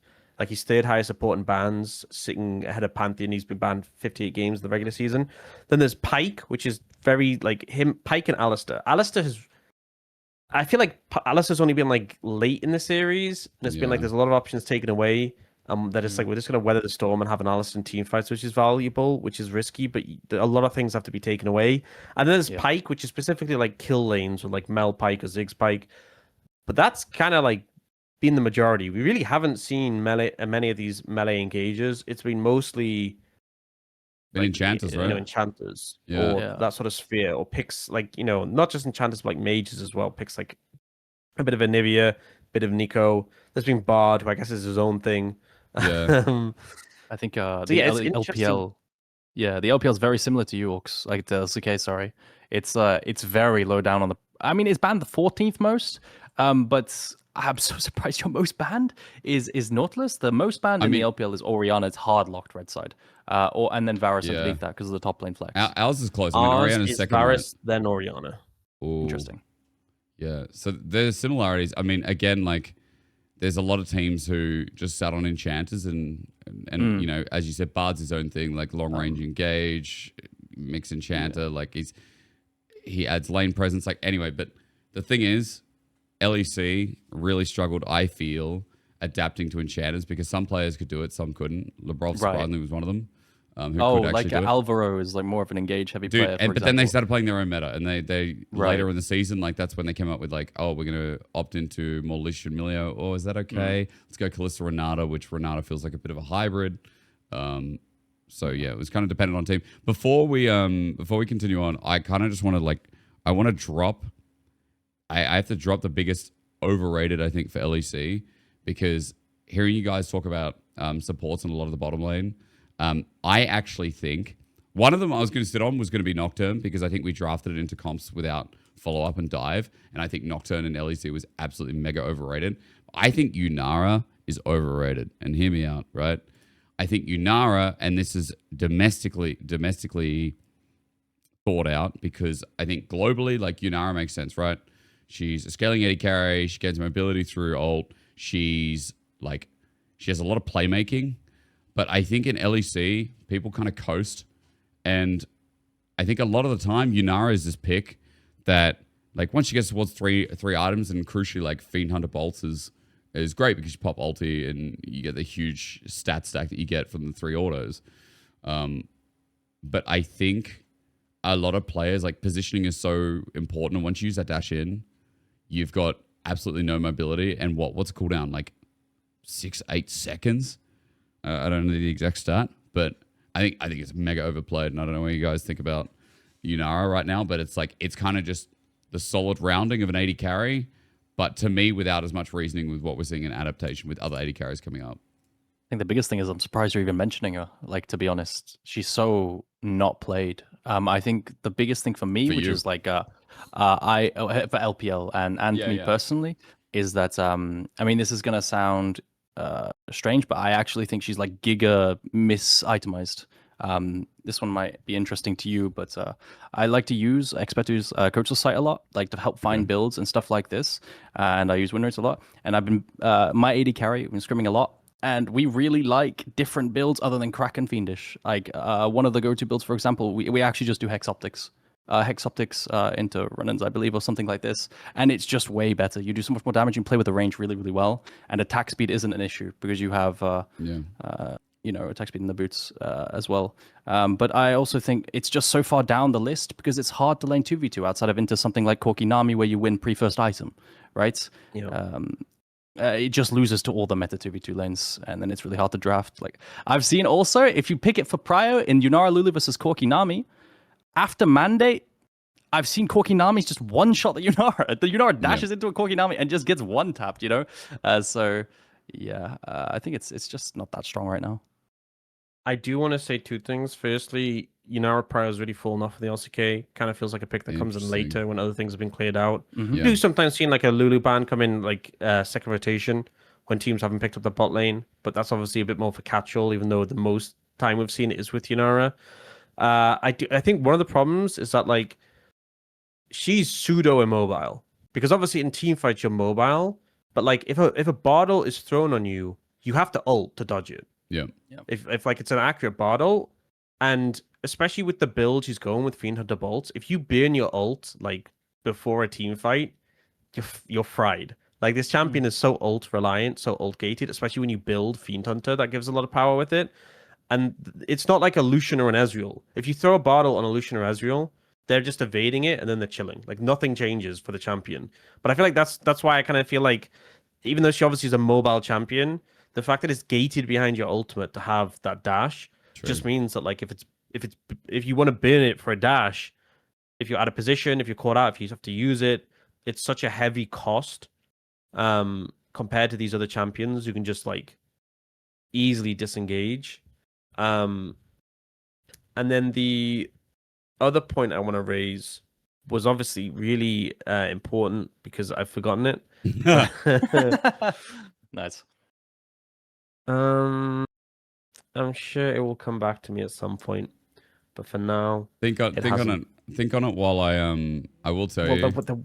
Or what There is was it? You one got thing it? I wanted to mention, which no, it's a different thing. What I want to mention, Showmaker's come out with some weird and wacky picks. I don't know if you've heard about these, but he brought out Okay. 2 picks so far this season. Mm-hmm. I can see the line, but the games neither are a win, but I could see the theory behind it. So the first one was into Oriana, and it was Zyra, and I he played remember, yeah. I 4 haven't seen games as this. Tell Zyra me about mid. it. He played 4 games as Zyra mid, and essentially, I feel like the goal of it in the lane was just, Oriana's obnoxious and to Yeah. lane into. I feel like the thing with Zyra is that she just outranges an Oriana pretty hard. You can clear away pretty effectively, and then Oriana struggles to get in range of you and like QW you because she's going to eat a root and a ton of plants. That was kind of the theory. It didn't like win lane against Oriana, but it's like Oriana's such a high prio. I think the theory was just like I can match her, and then Zyra can have a good amount of value in team fights. I think one Is it of the also DFT? downsides is that I think it was Comet actually. Okay. I don't know. I have no idea. I didn't even see this. I think it was Comet, which I guess the theory is But because they made Comet it's- do more damage at long range. You land the root, you get the Comet guaranteed. I think It's the problem following with it is artillery that mage counter kind of thing, right? Like that's the idea. Yeah. I think the problem with it is that you are on a mobile pick, and if you ever get caught by something in shockwave, you're just dead. That's kind of the downside. And then the other one was AP Cogmore mid Yeah. into Cassiopeia. Insanity did this as well in NA. Yeah. Yeah. I didn't see that, but I guess the theory here is obviously you outrange Cassiopeia quite hard. Not the easiest lane, but nothing really into Cassiopeia is at the moment. No. Yeah. But you can kind of just get to the point where your E plus ult just like one-shots waves, or at least the casters, and you could finish it off quite easily. So that didn't win, but I think did okay. But there was this passage play where Showmaker just missed like 7 ults in a row, and I'm like, Oh, no. But I think it's interesting that he's like coming out with developing these counters to like the big meta picks and be like, what can I do against Oriana and Cassiopeia that's so high prio? Yeah. Because that's one thing that I think about counters is that I feel like a lot of people think counters are like you pick a counter so you can crush this champion in the dirt, and if you don't do that, it's a bad counter. But when things like Oriana and Cassio are so high prio, like even just being able to survive and then maybe have similar value than them in team fights can be enough, because like the draft weight of these picks is massive. Like Oriana and Cassio are so often first picks. If they first pick those and then you have like a strong response, but then you have this counter pick that can match it, it's a lot of value. So I think people just that's something that I feel like a lot of people when they talk about counter picks are like, oh, it's a counter pick, but it's going even, or it's counter pick and it's like a little behind. It's kind of like the Sion and the Jace, right? It's we have seen it win, but even if it doesn't, it's still fine. It's still fine as a pick. I think my favorite into Ori, right? Just talking about that is that there was, I think it was JDG. They did TF into Ori, which it was basically playing with TF Pantheon as global picks onto the fact that she's a mobile. And then what they also did was they played Lucian Milio bot lane. And they played Milio with TF so that he just got like 850 range on his gold card as well. Yeah, we've seen and it's a that, banger combo. Yeah. That and combo they would is just so pick that dirty. off. Yeah, it's nasty. It's one of the biggest reasons I like Lucian Milio at all, right? Is that you can combo it with TF, which I think is super OP.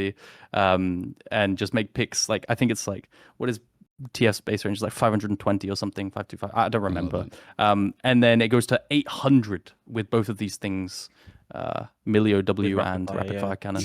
It's nasty. That is a stupid interaction. I actually didn't know it how is. to Yeah, work on that. you're gonna see this. You're gonna see this in LEC for sure. By the way, this combo, this 525 Lucian Milio is his TF, range. it's gonna come in the Oh my LEC. god. Yuck. I think we've definitely had in the LCK. And I know that oftentimes when Lucian Milio is secured, they'll ban TF. Yeah, Because obviously, usually it's like you'll have Lucian Milio plus, I don't know, jungler or mid or something in the first rotation, and then second rotation, they'll be like, no TF for you. Yeah. As we kind of like slowly wrap things up, I realize I've obviously got the 2 right people in the call, because remember, coming into this, people won't know watching at home. I set a time limit of an hour. I said, we'll do this about an hour, like we'll be structured. good one.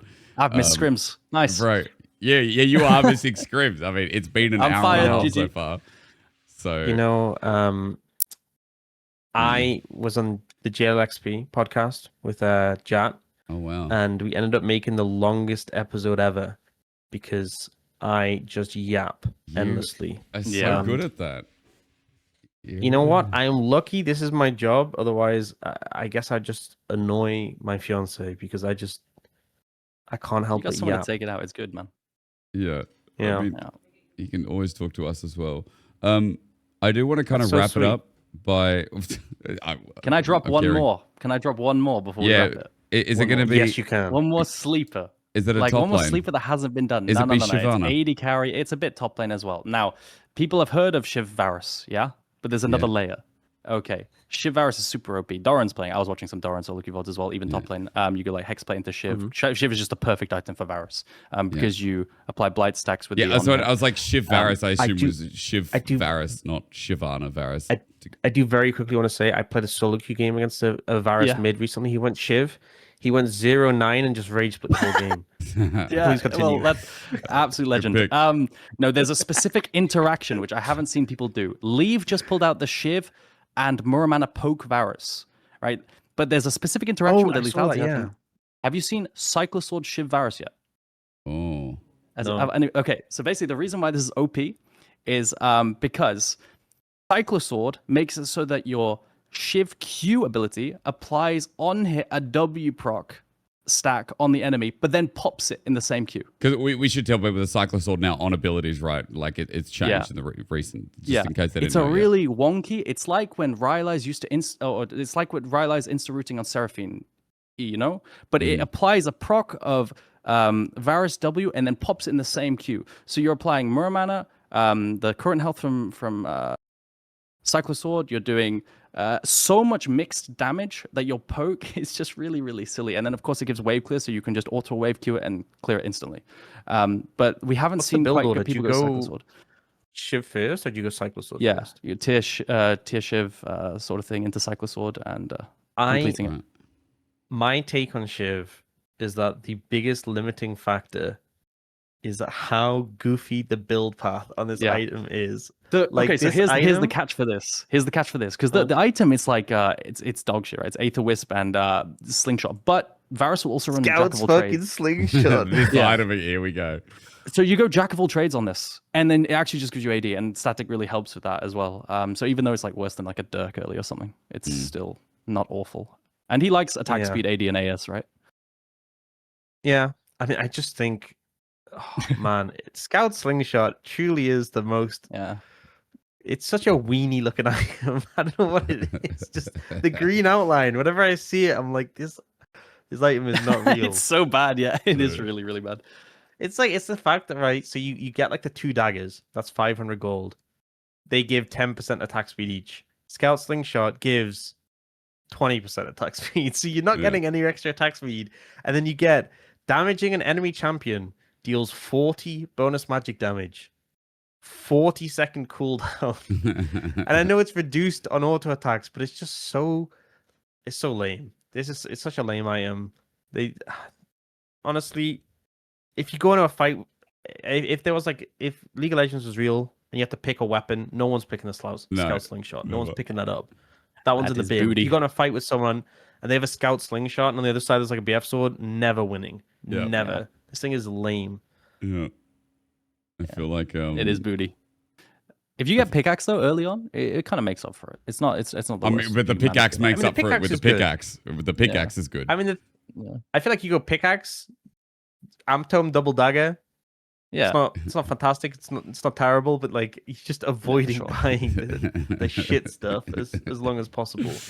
No, but like, I really, really want to see this build. I think it's so good. By the way, like the mix damage is crazy. It sounds degenerate. I don't know if it's going to make it into the leagues. Are there any closing remarks, any closing statements before I wrap this up, gents? Obviously, this first episode, we're trialing things for the community. If you have anything you want to see, hear from these guys who could go for hours, you can also let us know. Is there anything you want to leave us with? Closing remarks? Obviously, we're focusing more on the game, but I know you guys are about to go into playoffs, like next week? And you'll be stuck on a patch for a bit, which again might be 26.11. I don't think we really worked that out or decided on that. If we had any information, but like anything that you're kind of like, oh shit, man, I'm looking forward to. I in your am life? looking forward to the international tournaments coming up soon, the MSI. Big. and seeing how the meta shakes out then, because I feel like this conversation has been a little eye-opening. There's a lot of different reads, different regions. I always love seeing how the meta clashes and sort of plays out. I think one of the biggest examples of that was the Worlds 2023, when everyone was just playing melee supports into Renata. Like they'd pick Renata and they'd be like, "Oh, damn, we have to pick Alistair." No, you don't. No, you don't. You don't need to do that. You actually don't. And then Kerry was playing stuff like the Ash support again into was there that. Hui at one point into it? I think there was, right? That was a long time ago, maybe. But I just feel like it's always good seeing teams from different regions clash and their biases and their thought process being challenged and being like, no, you don't actually have to do this. I know this was like the handshake. Like we had this earlier this season. It was like Gnar and Ekton. It's like every game. Oh, you picked Gnar. Okay, we picked Ekton. You picked Gnar. Handshake, handshake. Yeah. Every single game. And it was just like, there are other champions, you know. I don't know if you guys know this, but there are actually other champions. No, guys, it's business so deal. Boring, Ekton Gnar. Every single game. Yeah. I'm excited. If it is a new patch, that we get one more melee champ. If it really is a big enough nerf to enchanters, despite their gold income, despite bot lane, winning lane having to be so important, so you draft range champions, right? If we do actually get melee champs on support again, we might see more champions that are good into melee champions, right? Because right now, for example, things like Zahin are just unpickable. You pick it into a tank, kind of suffer a bit, and then you're into 4 range champs, and it's just unplayable. So I hope that this meta shift brings, with the new patch, brings melee supports, and then you get champions that can play into more melees, because it's hard right now if you're one of those. True. Actually, we only got a Zahin game 5 of MCOY because everything else was out. It was like there was no option, and it could play, but it kind of didn't do too much. My final thing, I know we want to wrap this up. My final thing is, I don't know if you've seen a lot of the talk from the Bounce team, and something that happened in First Stand. So in First Stand, they nerfed his ear for First Stand. And then the next patch, they buffed him again. Like they nerfed his ear for First Stand and then immediately buffed him the next patch. And it's because the statement that's been said by the Balance team is they will do balance patches for internationals because those are the biggest points of the year. Of course. But in between that, they're kind of just letting, and this I'm now paraphrasing, and this isn't a direct quote, but they're kind of just letting Fearless handle things. Because like if something's OP, it's only OP for one game, right? Is it that big of a deal? And they're more focused on making sure solo queue is healthy, which is why I feel like there's some picks that have kind of just been like allowed to exist in the same state, irrespective. But it does make me wonder, because you guys said like next patch is going to be MSI patch, if it is, if it isn't. But if they're really trying to put these changes in, they're like these built up debt in terms of the pro meta. Like we've allowed this to be the pro meta for a while. This is what we would have done if we were focused on it. Now we're going into an international. We're going to put these changes in and see if we can swing it. But this whole time they were kind of just letting it play out because Fearless is kind of to a degree handling it. But they've said statements on this, and we kind of saw it first hand. It's like they are going to make big changes for internationals. But between that, it's just like, you know, it's like this is the period for like the average League of Legends player. Yeah. And then this is the international where like, okay, it's important. Let's tweak things. And I think that's important because, like, bro, during regular season as well, if things are a little bit crazy, it's like, yeah, it handles itself. They get information going up to the internationals. If at internationals, you have like a season 3 remake, you know, we all know people that were watching League back then, what was it? Mordekaiser, Elise, was it Darius? What were the perma triple bans because it was so broken? It was the Juggernauts. No, it's Juggernaut. But that was later than season 3.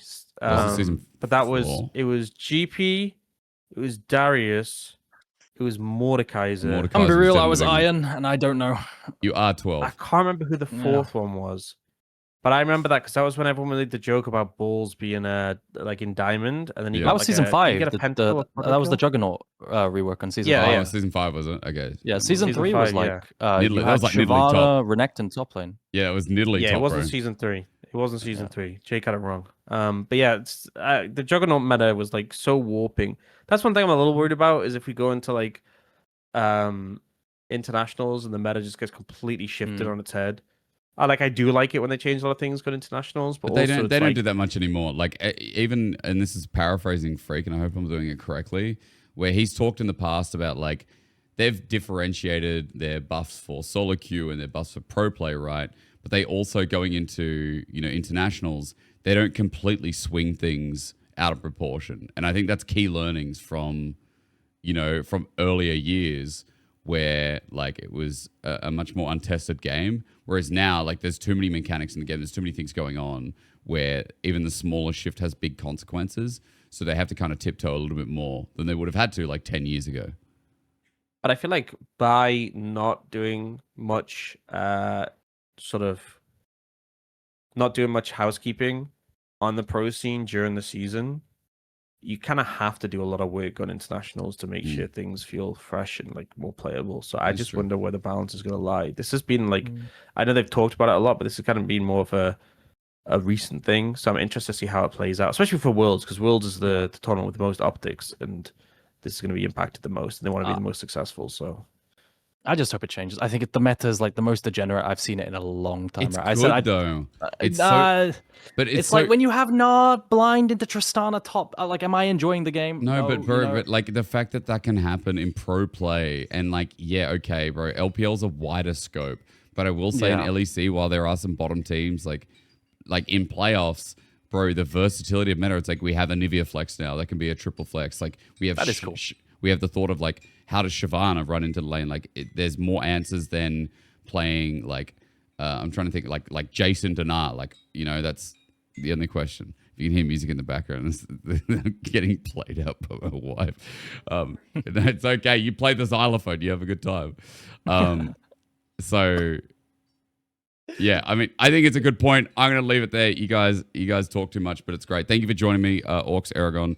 I'll put all your socials and stuff in the description. If you're looking on Spotify as well, that'll also be in the description. We'll be back either next week or a fortnight. It took the longest time to organize this, so no promises, but I hope pro players and everyone in between enjoyed taking what we said into their games or into their brains. Just, Jake, you got to promise me one thing. Don't let this become like the bed. I'm still waiting for episode 1. I could never. No. Was episode 2 ever released? No, it wasn't, because I could never get the same bed. I was in Did you write Taipei. A script? No, I never scripted. I had my vape. Wait, did that try anyway? Was that the major thing? The actual bed in the bed? I mean, the bed was in a quarantine hotel in Taipei City, so I can't really recreate that. You could have used a different bed, by the way. I could have. You were the star, not the bed. Thank you. Org. That means a lot. That gives me confidence to maybe do it again someday. So maybe if I have a bit to drink and decide to record, it sounds a bit worse than it is. Then people who don't know the bed, they can go find that out themselves. Okay, bye for now, but not forever. Say thank you, gents, and they'll join me next time when we come back on Meta Merchants. Orcs' name. Wave. Don't forget to wave. Bye-bye. Bye.